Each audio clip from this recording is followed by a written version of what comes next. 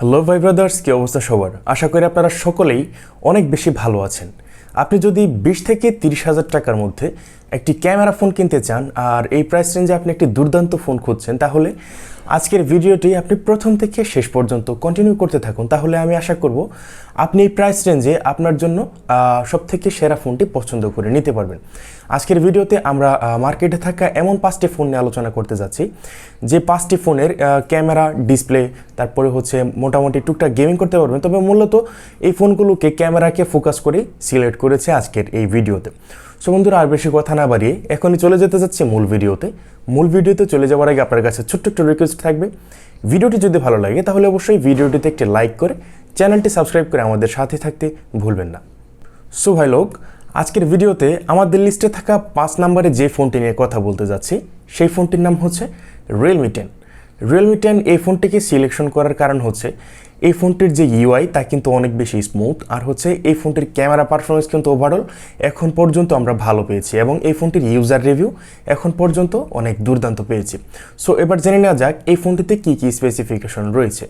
এই ফোনটিতে ডিসপ্লে হিসেবে আপনারা পেয়ে যাবেন 6.4 ইঞ্চি একটি সুপার অ্যামোলেড ডিসপ্লে। এই ডিসপ্লেটির রেজুলেশন হচ্ছে 1080x2400 পিক্সেল এবং 411 পিপিআই ডেন্সিটি থাকবে। কর্নিং গরিলা গ্লাস 5-এর প্রোটেকশন সহ এই ডিসপ্লেটিতে থাকবে 90 hertz higher refresh rate. Android 12 থাকবে, রিয়েলমি ইউআই 3.0 থাকবে অপারেটিং সিস্টেম হিসেবে, মিডিয়াটেক হেলিও G99 থাকবে এই ফোনটির প্রসেসর হিসেবে। এই ফোনটিতে স্টোরেজ হিসেবে থাকবে 128 জিবি এবং 256 জিবি এবং এই স্টোরেজ টাইপ হচ্ছে UFS 2.2। ক্যামেরা হিসেবে এই ফোনটিতে আপনারা পেয়ে যাবেন মূলত ডুয়েল ক্যামেরা সেটআপ। 50 মেগাপিক্সেলের একটি মেন শুটার আর 2 মেগাপিক্সেল থাকবে একটি ডেপথ সেন্সর। সেকেন্ডারি ক্যামেরা হিসেবে এখানে পেয়ে যাবেন 16 মেগাপিক্সেলের একটি সেলফি শুটার এবং এই ফোনটির ফ্রন্ট ক্যামেরা এবং মেন ক্যামেরা দিয়ে সর্বোচ্চ ভিডিও রেকর্ড করতে পারবেন 1080p-তে 30 fps-এ। ফোনটিতে 3.5 মিলিমিটার জ্যাক থাকবে, কিন্তু স্টেরিও স্পিকার থাকবে না এই ফোনটিতে। ব্যাটারির কথা বলতে গেলে এখানে 5000 mAh একটি ব্যাটারি থাকবে এবং 33 ওয়াটের একটি ফাস্ট চার্জার কিন্তু থাকবে এই ফোনটির সাথে। সো এই ফোনটি বর্তমান বাংলাদেশ মার্কেট থেকে 464 জিবি ভ্যারিয়েন্টটি আনঅফিসিয়ালি পেয়ে যাবেন 15,500 টাকায়, আর 128 জিবি ভ্যারিয়েন্টটি পেয়ে যাবেন 20,500 টাকায়। দেন আমাদের লিস্টে 4 নম্বরে যে ফোনটিকে রেখেছি সেই ফোনটির নাম হচ্ছে রেডমি নোট 13 5G। এই ফোনটি বাংলাদেশ মার্কেট থেকে আপনারা মোটামুটি একটি রিজনেবল প্রাইসের মধ্যে পেয়ে যাবেন এই ফোনটির কনফিগারেশন হিসেবে। সো প্রথমে জেনে নেওয়া যাক এই ফোনটির কনফিগারেশন হিসেবে কী কী থাকছে।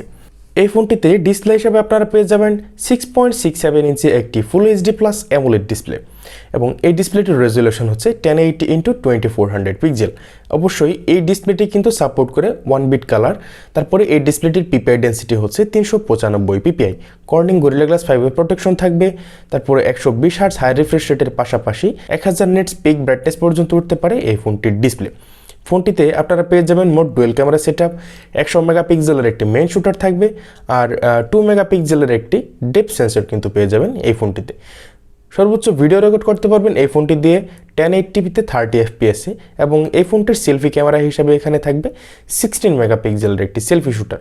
এই সেলফি শুটারটি দিয়েও সর্বোচ্চ ভিডিও রেকর্ড করতে পারবেন 1080p-তে 30 fps-এ। এই ফোনটিতে ব্যাটারি হিসাবে আপনারা পেয়ে যাবেন 5000 mAh একটি ব্যাটারি এবং 33 ওয়াটের একটি ফাস্ট চার্জার। অপারেটিং সিস্টেম হিসেবে এখানে থাকবে অ্যান্ড্রয়েড 13 এবং MIUI 14 পেয়ে যাবেন। আর একটি মজার বিষয় হচ্ছে এই ফোনটিতে আপনারা 4 বছর পর্যন্ত সিকিউরিটি আপডেট কিন্তু পেয়ে যাবেন। চিপসেট হিসেবে এই ফোনটিতে আপনারা পেয়ে যাবেন মিডিয়াটেক ডাইমেনসিটি 60806 ন্যানোমিটার ট্রানজিস্টরের এই চিপসেটটি। এটি কিন্তু মোটামুটি ভালো মানের একটি প্রসেসর।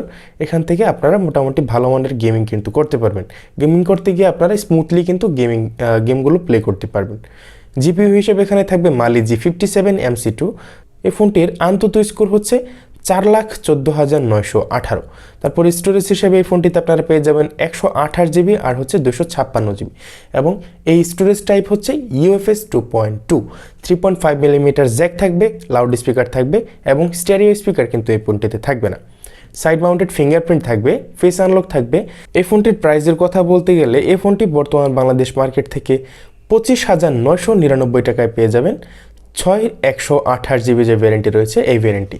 এই ফোনটিকে সিলেকশনে রাখার কারণ হচ্ছে এই ফোনটির ক্যামেরা, তারপরে হচ্ছে এই ফোনটির ডিসপ্লে এবং মোটামুটি টুকটাক গেমিং করার জন্য এই ফোনটি আপনারা নিতে পারেন। তারপরে হচ্ছে এই ফোনটির ওভারঅল ইউজার রিভিউ এখন পর্যন্ত দুর্দান্ত পাওয়া গিয়েছে। আর চাইনিজ যে ফোনগুলো আসে সেগুলো কিন্তু মোটামুটি মানে সচরাচর ভালোই হয়ে থাকে। আপনি চাইলে এই ফোনটি কিন্তু অবশ্যই নিতে পারেন এই প্রাইস রেঞ্জের মধ্যে। এই ফোনটি আপনার জন্য একটি দুর্দান্ত প্যাকেজ হতে পারে। দেন আমাদের লিস্টে 3 নম্বরে যে ফোনটিকে রেখেছি সেই ফোনটিও রেডমির একটি ফোন। সেই ফোনটির নাম হচ্ছে রেডমি নোট 12 প্রো 5G। যে ফোনটি রয়েছে এই ফোনটিকে রেখেছি। এই ফোনটি বর্তমান বাংলাদেশে মোটামুটি একটি ভালো মানের একটি ফোন। এখন পর্যন্ত এই ফোনের ইউজার রিভিউ ভালো পাওয়া গিয়েছে। সো এবার জেনে নেওয়া যাক এই ফোনটিতে কী কী কনফিগারেশন থাকছে। এই ফোনটিতে ডিসপ্লে হিসেবে আপনারা পেয়ে যাবেন 6.67 ইঞ্চি একটি ওলেড ডিসপ্লে এবং এই ডিসপ্লেটি কিন্তু ফুল এইচডি প্লাস এবং এই ডিসপ্লেটির রেজুলেশন হচ্ছে 1080x2400 পিক্সেল। 395 পিপিআই ডেন্সিটি থাকবে, সেই সাথে থাকবে কর্নিং গরিলা গ্লাস 5 প্রোটেকশন।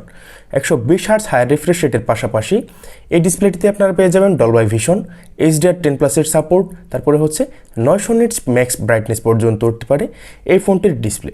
ফোনটিতে ট্রিপল ক্যামেরা সেটআপ পেয়ে যাবেন, 50 মেগাপিক্সেলের একটি মেন শুটার, 8 মেগাপিক্সেলের একটি আলট্রা ওয়াইড ক্যামেরা এবং 2 মেগাপিক্সেলের একটি ডেপথ সেন্সর পেয়ে যাবেন। এই ফোনটি দিয়ে আপনারা সর্বোচ্চ 4K রেজুলেশনে ভিডিও রেকর্ড করতে পারবেন। ফোনটির সেলফি ক্যামেরা হিসেবে থাকবে 16 মেগাপিক্সেলের একটি সেলফি শুটার।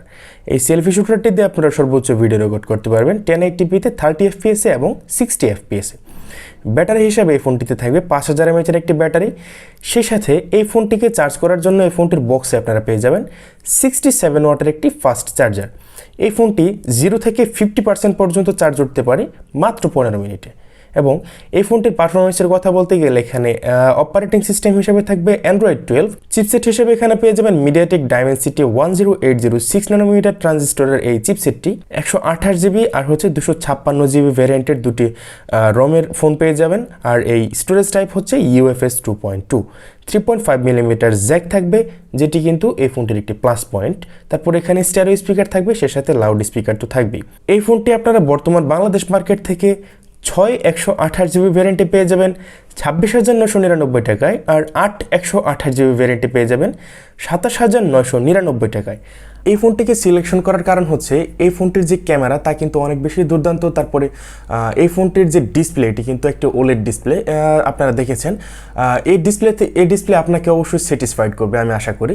সো আপনি চাইলে এই ফোনটির দিকে অবশ্যই চলে আসতে পারেন। এই ফোনটিকে সিলেকশনে রাখার কারণ হচ্ছে এই ফোনটির ক্যামেরা আর হচ্ছে ডিসপ্লে।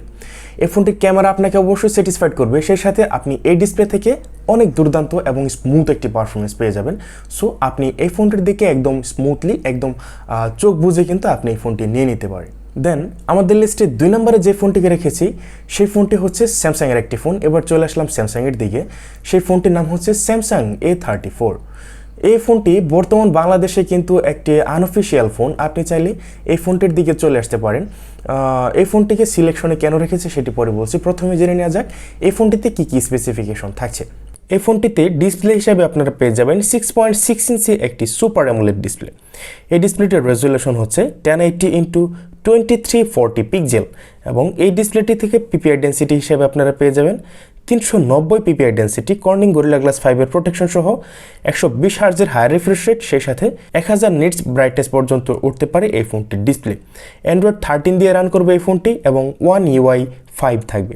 মিডিয়াটেক ডাইমেনসিটি 10806 ন্যানোমিটার ট্রানজিস্টরের এই প্রসেসরটি থাকবে এবং জিপিইউ হিসাবে থাকবে মালি G68MC4। ফোনটি বাংলাদেশ মার্কেট থেকে মোট দুটি ভ্যারিয়েন্টে পেয়ে যাবেন। একটি হচ্ছে 6 128 জিবি ভ্যারিয়েন্ট আর একটি হচ্ছে 8 128 জিবি ভ্যারিয়েন্ট। এই ফোনটিতে আপনারা ক্যামেরা হিসেবে পেয়ে যাবেন 48 মেগাপিক্সেলের একটি মেন শুটার, 8 মেগাপিক্সেলের আলট্রা ওয়াইড ক্যামেরা আর 5 মেগাপিক্সেলের একটি ম্যাক্রো সেন্সর থাকবে এবং সেই সাথে এই ফোনটিতে 13 মেগাপিক্সেলের একটি সেলফি শুটার থাকবে।